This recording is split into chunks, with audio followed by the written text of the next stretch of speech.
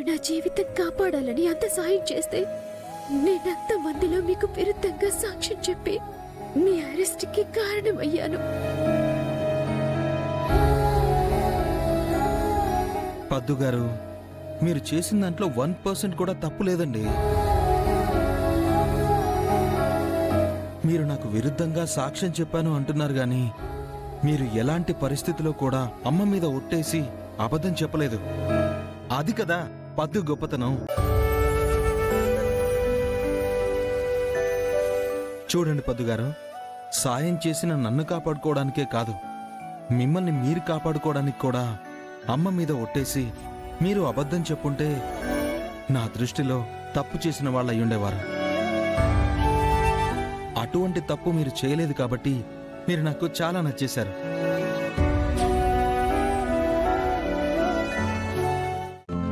ఈ రోజే డౌన్లోడ్ చేయండి, మీ ఫేవరెట్ షోస్ చూడండి.